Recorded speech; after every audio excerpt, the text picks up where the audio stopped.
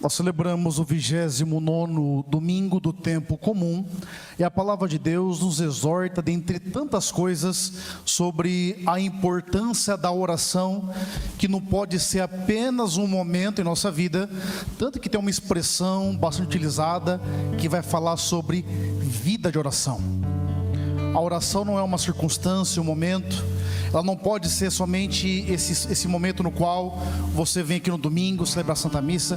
Claro, é um momento mais importante, celebramos a nossa Páscoa semanal.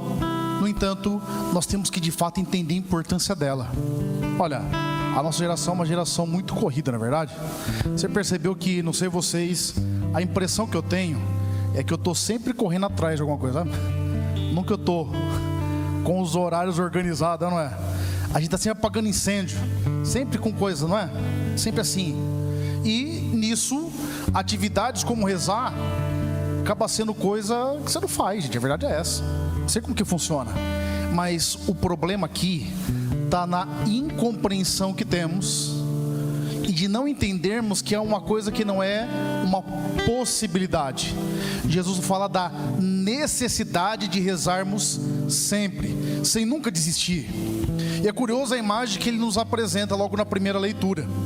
Eu fiquei imaginando imagina a guerra lá, os amalecitas.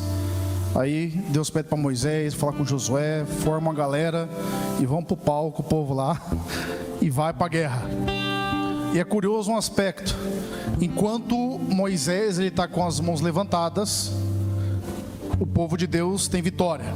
Quando as mãos, os braços de Moisés se cansam, aí gente, é cansativo, não é? Fica com a mão levantada um tempo assim, ó. É interessante, uma vez eu vi uma explicação de que o homem ele pode até ter mais força que a mulher, mas a mulher tem muito mais energia. Pode parar para pensar. Uma mãe, ela segura uma criança com um braço só o dia inteiro se precisar. Você bota no homem, você está aqui, você joga para cá a criança, depois você joga para lá, e você chama a mãe para pegar, porque você tem força. É a mesma coisa, quer fazer outra experiência? Vai trocar a lâmpada. A mulher fica lá um tempão, o homem vai trocar, um pouquinho que demorar, sua mão já desfalece. Assunto desnecessário pro momento, eu sei, mas só para... eu quis falar isso aí. Aí, quando eu vi esse texto, eu fiquei pensando, o significado do estender as mãos na igreja é muito importante. A ordenação do padre, do diácono, do bispo é pela imposição das mãos. A imposição das mãos nas escrituras é muito forte. Tanto que na Santa Missa, o momento de se ajoelhar não é durante o sinal da cruz que o padre faz sobre as ofertas, mas quando ele impõe as mãos. Esse gesto é uma epiclese na liturgia, que significa o momento no qual o Espírito Santo desce sobre as ofertas, o pão se transforma em carne, o vinho se transforma em sangue. No entanto, a gente fica pensando às vezes, Deus poderia ter dado vitória para o povo de maneira diferente, sim ou não? Agora, o estender as mãos tem um significado. Todas as vezes que você for ler as Escrituras, o Antigo Testamento sobretudo, sempre lembra aquilo que São Paulo fala a Timóteo, que toda a Escritura ela é útil para a vida. Ela não está ali por acaso, não foi algo ao acaso ali colocado. Não é uma mera historinha para dizer como que foi a guerra entre os amalecitas e o povo de Deus.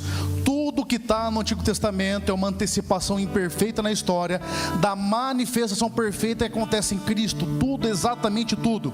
Tudo que acontece no Antigo Testamento é uma preparação, é o mover de Deus na história para o momento mais alto, mais sublime, que é a encarnação do Verbo, quando Cristo assumiu a nossa condição humana. Então não é à toa que acontece dessa maneira. Agora, imagina como que não foi isso. Até achar essa pedra, até botar Moisés sentado ali, até ficar praticamente a madrugada toda, Arão e Hur segurando os braços de Moisés. E é curioso uma coisa, no Antigo Testamento, Deus, diferente de hoje, ele falava apenas com aquele que foi eleito. Moisés era o porta-voz de Deus na época. Quando Deus queria falar com o povo, ele não falava com todos, ele falava primeiramente com Moisés, e Moisés falava. E assim acontece durante toda a tradição profética. Deus fala através de um intermediário, até que na plenitude dos tempos, lá não sei se você se recorda, quando Cristo morre na cruz, o véu se rasga. A partir daquele momento todos nós podemos falar com Deus e Deus fala com todos nós. É claro que tem importância dos bispos como sucessor dos apóstolos, os devidos intérpretes da palavra de Deus. No entanto, Deus fala conosco, não fala com você?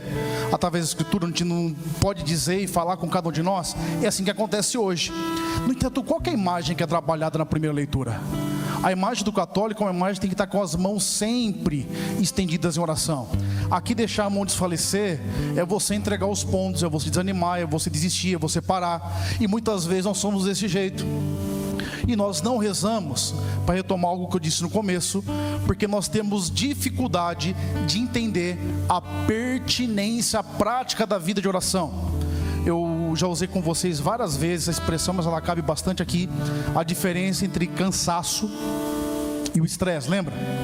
O cansaço é consequência de um esforço físico. Por exemplo, agora, quase 8 horas da noite, você já teve um dia todo, se bem que tem um povo que pega o domingão, né? Acorda meio-dia, almoça às 3, acorda para vir na missa só, né? E tá com sono ainda, filho da mãe. Ai, quer dar uma dormidinha, aproveitar, né? Parece um koala, dorme 20 horas no domingo, mas tá bom, domingo é de descansar mesmo, dorme mesmo, né? Melhor que dormindo você não peca, pensa sempre assim, não é verdade? E tá dormindo, e é de graça, né, gente? Não é verdade? Então pode dormir, não é? Mas é o cansaço físico, é normal, não é verdade? Você vai ficar cansado. O estresse é diferente, ele é um cansaço também, mas ele é consequência de um esforço que você empreendeu em algo e você não sabe porque está se esforçando.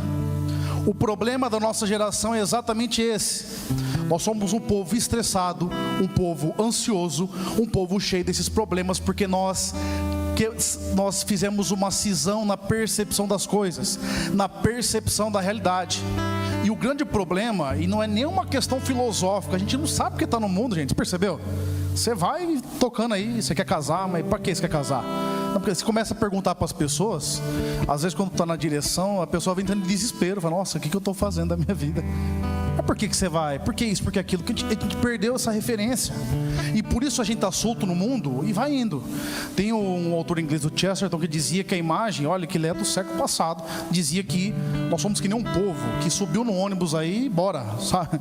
Onde parar tá bom, e se não parar também tá legal. E a gente não sabe porque está no mundo, gente.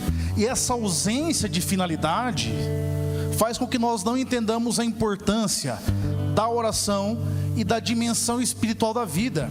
Gente, por definição, aquilo que é espiritual é superior ao que é material, gente, por definição.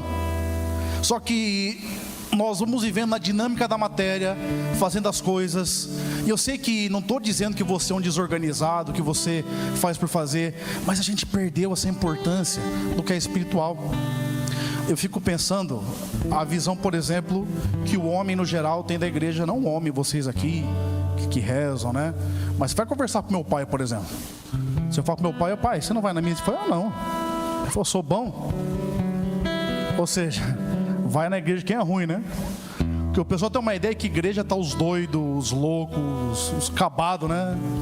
A pessoa que deu errado em tudo, falou, vamos na igreja para ver se, né? Se acerta, se bem que não está tão errada essa expressão, né? Você olha assim com rigor, mas não é só isso, gente. Mas eu entendo meu pai, na cabeça dele, e ele fala, só eu pago minhas contas, não faço mal para ninguém, nunca matei, não roubei. Eu falei, graças a Deus, pai, continua assim mesmo, vai nessa toada aí que dá certo. Mas para ele não tem porquê, ele não consegue entender. Ele não consegue entender porque minha mãe vai na missa, minha mãe vai no apostolado, minha mãe vai no terço. Qualquer batuque que você fizer da igreja, minha mãe está lá por meio rezando lá. Minha mãe, essas mães rezadeiras, vai para tudo, na cabeça dele não entende. Porque para ele, você vai se você tem uma necessidade. Não tem essa dinâmica de celebração. E muitos de nós pensamos assim hoje também. Tanto que às vezes você vem na missa, errou o domingo, volta, comunga do mesmo jeito, de qualquer maneira. E isso é sobre isso. Porque nós temos a dificuldade de perceber sentido espiritual. Porque não percebemos isso na prática. Quer um outro exemplo? Nós só vamos nos atentar em relação à saúde, por exemplo, quando você passa por um grande problema. Senão você vai tocando. Você sabe que é importante, você sabe que tem que fazer, todo mundo sabe que tem que dormir, sabe ou não sabe? Aí você vai lá, é 1 da manhã, tá mexendo nessa porcaria do celular, não é? Eu às vezes também tô nisso aí, tem que mudar também vocês. Aí você fica e vai, mas você sabe, você acorda cansado, bagaçado, com um monte de problema. E às vezes não é demônio não, gente. O povo bota muita culpa no demônio, às vezes ele não está nem precisando trabalhar ultimamente. Você já faz o serviço sozinho já, não é? Não faz nada, não reza, vive com um pagão, aí a coisa vai degringolando mesmo. Então, só para trazer, a dificuldade de entendermos oração é porque nós não enxergamos esse viés prático. O dia que nós entendermos a importância e como isso é fundamental, tudo na vida vai mudando, gente. Tudo vai mudando. Então guarda isso. Católico, cristão tem que estar com o braço levantado, ou seja, não abaixa a guarda, reza para que você continue a sua missão. E agora adentrando quem propriamente é Deus, para que a gente aprenda a se relacionar com Ele. Deus não é um juiz injusto. Essa imagem é interessante, porque você imagina que essa mulher não encheu o saco desse juiz, gente. O homem não teme a Deus, não respeita ninguém, fala, eu vou fazer justiça, senão vou apanhar dela uma hora. Todo dia está aqui. E para entender quem que era viúva na época, a viúva era uma categoria extremamente vulnerável, gente. Tanto que quando a gente vai estudar a Bíblia, eu até me assustei na época. A viúva, na situação social da época, ela era até inferior à prostituta, que ela não tinha ninguém por ela. Ninguém. Tanto que quando surge o diaconato, é para servir a mesa dos órfãos e das viúvas, que era o povo que não tinha ninguém por ele, não tinha ninguém para sustentar. Era esse, e você imagina o porquê que ela queria justiça. Porque a justiça para o juiz era uma sentença que ele ia dar, mas para ela estava em jogo a vida dela. E por isso que ela insistia. Olha o que Deus está dizendo para a gente. Olha, presta atenção. Se um juiz injusto, um homem que não teme a Deus, e quem não teme a Deus é alguém que é capaz de fazer qualquer mal, certo? Temer a Deus, gente, o temor, que é um dos dons do Espírito Santo, que vocês receberam como confirmação no crisma, o temor de Deus não é um medo no sentido de ir para o inferno, por exemplo, só. O temor de Deus é aquele medo de não desobedecê-lo por Ele ter tanto nos amado, só que nós perdemos a noção de temor. Esse homem não temia a Deus, ou seja, ele era inescrupuloso, ele fazia o que ele queria, do jeito que ele queria, em todos os sentidos. Esse que é o sentido de não temer a Deus. E se não respeita homem algum, então não respeita idoso, juiz que é igual a ele, não. Se tiver que dar pancada, vai no Francisco, no Chico, é desse jeito que funciona. Era esse homem que era o juiz. E Deus está falando, se ele, de tão importuado que foi, ele fez justiça, quanto mais Deus não fará justiça a nós que pedimos a Ele dia e noite. Sabe que os padres da igreja, quando a gente fala os padres da igreja, são os primeiros padres ali da era patrística, que são os grandes homens, né? Da igreja. Certa vez um crítico disse que na antiguidade, isso é muito forte, nós tínhamos homens de ouro que celebravam em cálice de barro. Hoje temos homens de barro que celebram em cálice de ouro. E infelizmente é uma verdade muitas vezes, que eram homens de muita vida de oração, muito reto.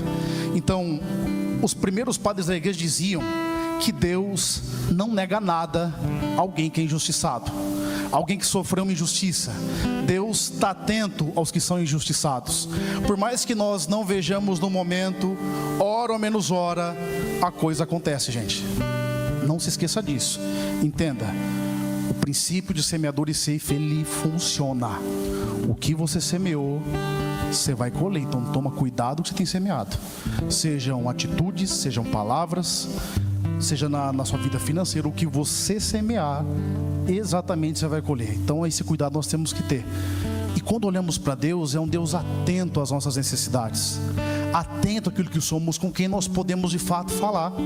Mas o problema, gente, é que a gente reza de qualquer jeito, de qualquer maneira, não é verdade?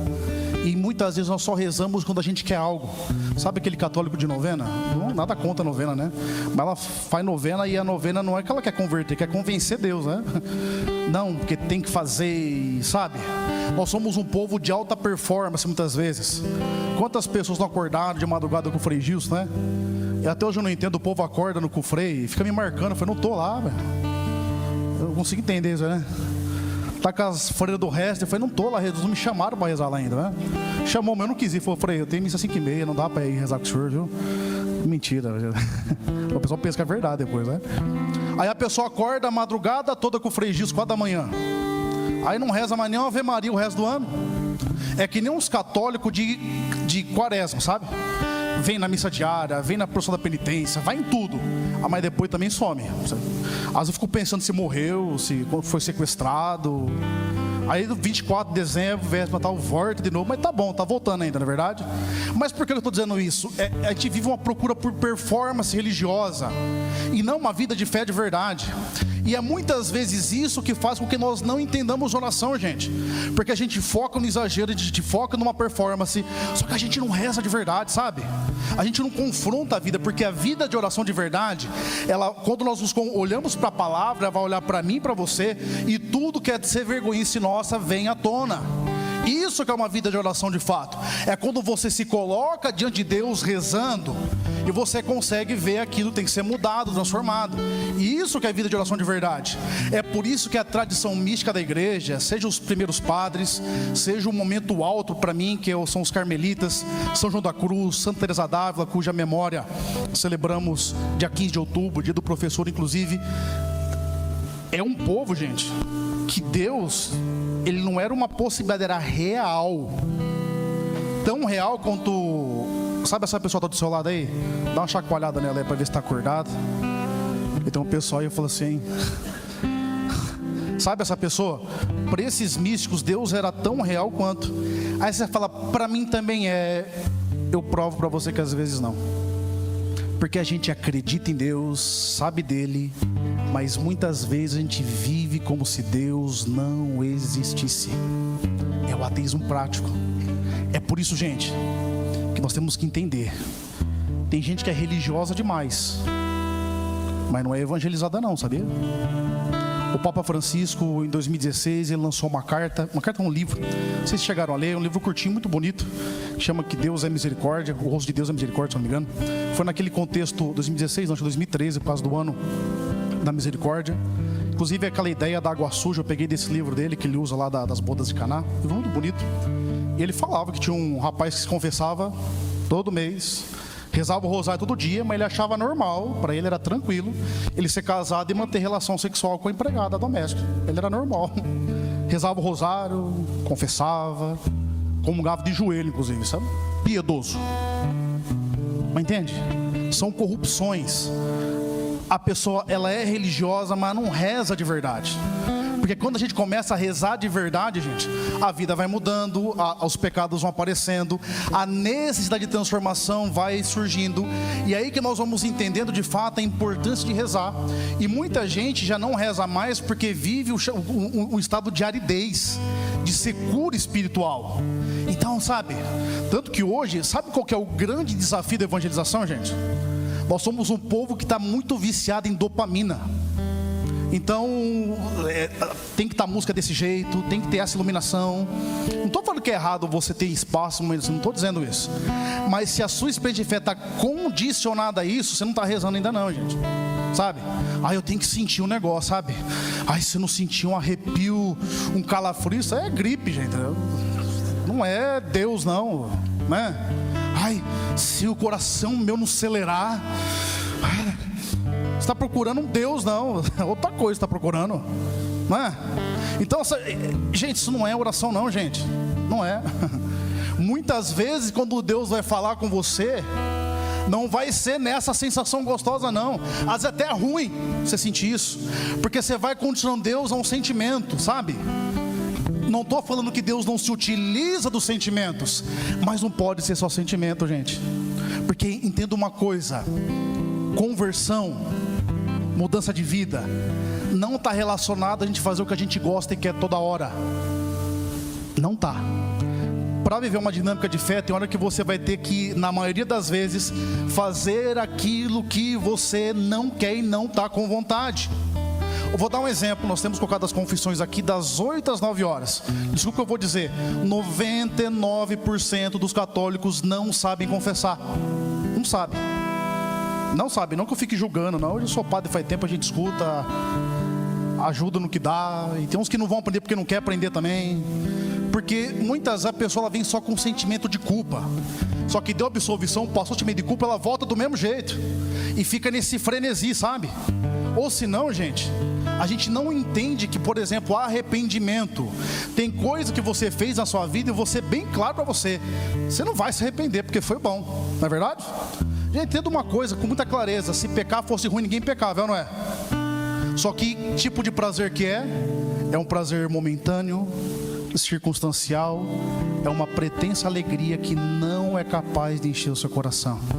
A vida de oração tem hora que vai fazer você olhar para onde você não quer, e é aí que é fé, gente.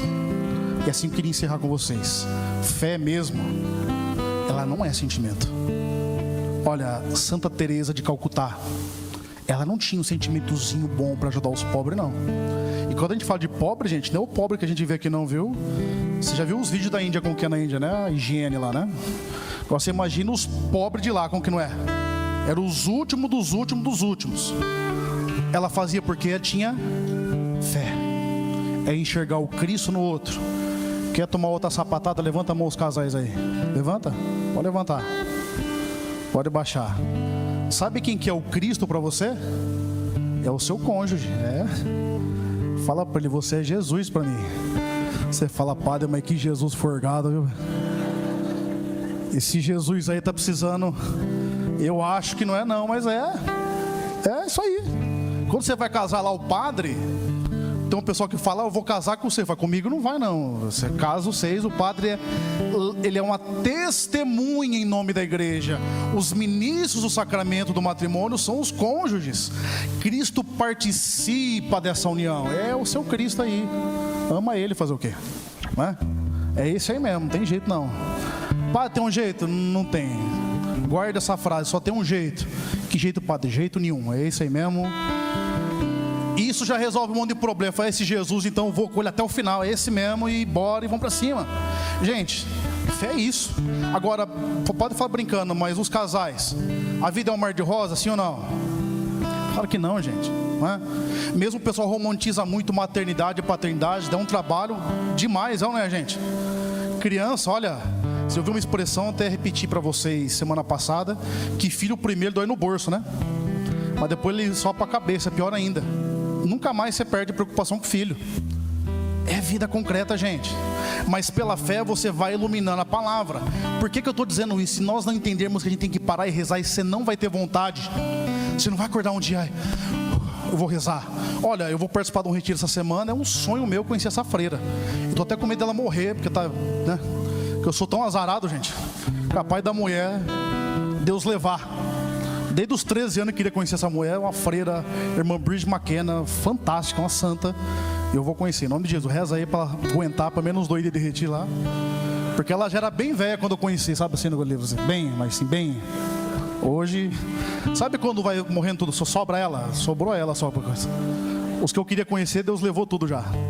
Então sobrou ela. O Pato tá brincando, mas quando a gente fala essa dinâmica de fé, o que esse povo viveu, o que essa galera viveu, a mulher santa, num nível que vocês, depois vocês procuram, irmão Bridget McKenna, santa.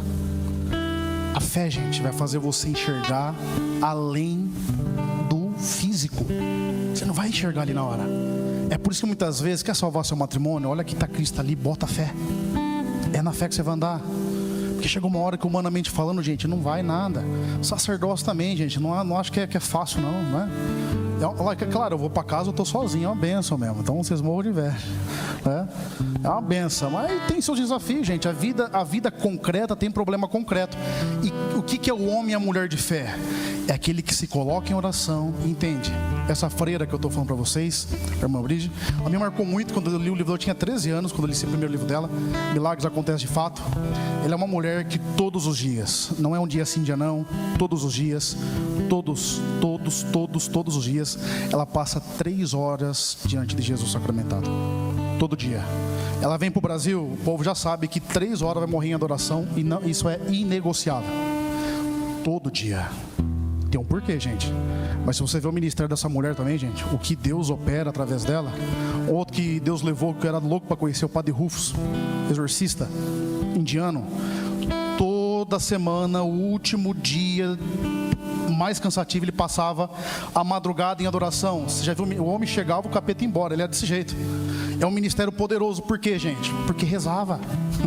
Não estou falando que você vai rezar e você vai experimentar a mesma coisa que a irmã Bridget McKenna, que o Padre Rufus, com tantos outros sacerdotes santos viveram. Mas a vida vai para frente. Jesus não ia ensinar a rezar se não fosse importante. É por isso que, já encerrando, de maneira concreta, reserva um tempo para você rezar, do seu jeito. Olha, não dá o passo marca a perna. Às vezes você quer começar, já começa com o rosário, você não vai aguentar no começo. Começa reservando o tempo, mas, sabe, começa a pensar no que você está rezando. Vai dando ritmo. É aos poucos que vai acontecendo. Porque a oração vocal que a gente faz, ela tem sim a sua validade, mas vão dizer os místicos que é a oração dos imperfeitos. É a porta de entrada para o povo que ainda está tomando leite, ainda que nem tem alimento sólido. Você vê o nível que a gente está, gente.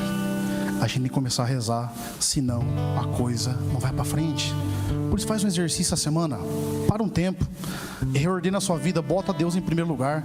O que é botar Deus em primeiro lugar? Consagra um tempo para Ele. Entenda, você que é casado, você que vai casar, o seu cônjuge vem em segundo lugar depois de Deus, não é seus filhos não. Em terceiro vem os filhos. É por isso que essa meninada não sabe honrar pai e mãe, porque vocês colocaram ele em um lugar que não é deles. Eles estão sendo honrados já, eles têm que aprender a te honrar, pai e mãe, viu? Filho tem que honrar pai e mãe, isso é inegociável. Monta essa hierarquia. Está na vindo seus domingos, tenta vir mais um horário. Faz tempo que não se confessa, pega o exame de consciência, vê ali, vai. Eu não quero confessar com o senhor. Não faça questão nenhuma, tem um monte de padre para atender. Confessa com o padre. Mas sabe, entenda que é o sentido espiritual, gente, sabe? Nós temos que retomar. Comece a reajustar a vida, comece a ter um tempo a mais com o Senhor, comece a abrir mais a sua Bíblia, comece a procurar alguma coisa, sabe? Às vezes está procurando um propósito de vida, você está vendo coach, você está vendo palestrante, você está vendo pregador, e você fica indo atrás disso e vai, pode continuar, mas a história da pessoa é dela. Se você não fizer a sua, não vai para frente. Mas aplica a fé. Padre, eu não estou conseguindo fazer nada, nem aqui eu queria estar. Só continua pelo menos. Às vezes para alguns de nós aplicar fé vai ser não desistir da vida, gente. O padre sabe como que funciona. Bota a fé ali. Mesmo que você não entenda tudo, mesmo que você não tenha enxergado, vai caminhando, vai fazendo alguma coisa, mas não fica parado. O problema é que a gente está parado, gente. A gente não anda, sabe? Não dá movimento na vida. Começa a fazer alguma coisa. Começa. Entenda, não há, retomando semana passada as bodas de Caná, não há no ser humano o vinho da alegria, que aqui o padre explicou para vocês o que era o vinho, suficiente para a vida toda, humanamente falando. Sem Jesus uma hora vai dar errado, isso aqui é um fato. Você pode não concordar com o padre, você pode não gostar, você pode ficar nervoso, mas uma hora algo que se chama realidade vai aparecer. E é um livro, estudo, que as pessoas que chegam na hora da morte, ninguém se arrepende de ter ganhado mais dinheiro, de ter viajado. Sabe o que são os arrependimentos? O perdão que não deu, o tempo que não passou com a família, sabe? A reconciliação que não viveu, o pai que não amou. Ninguém se preocupa no último momento com isso, porque quando tudo se apaga, o que fica, gente, é somente aquele que é essencial. Só. E entenda uma coisa, o bem mais precioso que você tem não é só a conta bancária, não. Pode ter um monte de zero lá. O que você tem de mais precioso se chama tempo. Você pode ser o Elon Musk, você não consegue comprar mais tempo. Se um dia chegar o seu momento, dinheiro algum é capaz de comprar tempo. É por isso que a moeda mais cara que nós temos se chama tempo. E o que você tem feito com o tempo que Deus tem te dado? Deus deu 24 horas para todos nós aqui, é ou não é? Todo mundo tem o mesmo tempo. Sim, cada um com sua demanda, com a sua correria, com o seu trabalho. Eu sei que cada um está vendo um momento. Mas quanto desse tempo está empregado para Deus? Quando você tem consagrado? Semana passada o padre falava do dízimo. O dízimo do seu tempo. Não estou falando do trabalho que você faz na igreja, não. O tempo que você passa rezando mesmo. Você fala, não, eu vou aqui, vou rezar, vou me trancar, vou fazer minha oração. Porque a gente precisa pegar essa pertinência, gente. Você só vai começar a rezar se você começar a aplicar fé. E entenda uma coisa, se Deus te mostra o que é, já não é fé, porque você está vendo a realidade. A fé é esse acesso que você dá o passo e Deus vai realizando. Para gravar esse que é o último testemunho, eu vi um missionário que eu gosto muito, vocês podem acompanhar depois, chama Moisés Rocha, um pregador. O Moisés é um baita de um pregador. Ele está falando de propósito de vida, sabe? Você que está aí, o que eu vou fazer? Ele falou assim, como que surgiu o propósito da comunidade dele, por exemplo? Diz que um dia ele estava indo para a missa e viu um bêbado, caiu, rachou a cabeça, aí ficou naquele impasse, eu vou para a missa, no fim ajudou, levou para casa, curou que estava muito machucado. depois limpou, e aí já ficou o pai e a mãe bravo, né? Imagina, sujou toda a casa, aquela coisa toda. Já estava, enfim, botou no ônibus. E ele, o que eu faço? Vou com ele, não vou, deixo, tem que fazer. Até que ele perguntou, eu falei assim, olha, o que eu queria, se eu tivesse uma fazenda, eu queria largar a bebida. Disso ele entendeu, eu posso fazer isso. E através de um problema ele aplicou fé, gente. Podia ser mais um caso, mais uma circunstância. Talvez o problema que você está vivendo hoje é onde você vai ter que aplicar fé. E aplicar fé ali é seguir adiante, é iluminar com a palavra, é seguir reto. Talvez está na sua cara ali a coisa.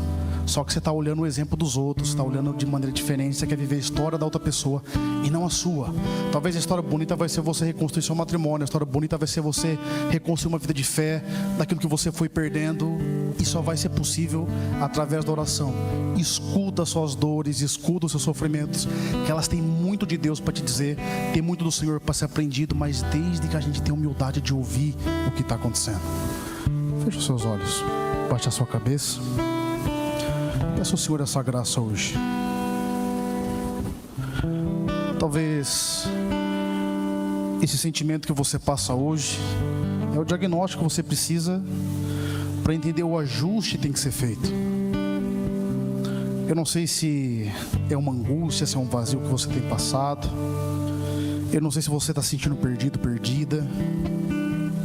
Eu não sei se talvez o sentimento que você vive é de solidão. Talvez você está perto de um monte de gente, mas você não está se sentindo bem nunca. Talvez a procura pela bebida, pelas drogas, essa procura por felicidade a todo custo, é a fuga que você tem dado para não encarar a realidade que está diante de você.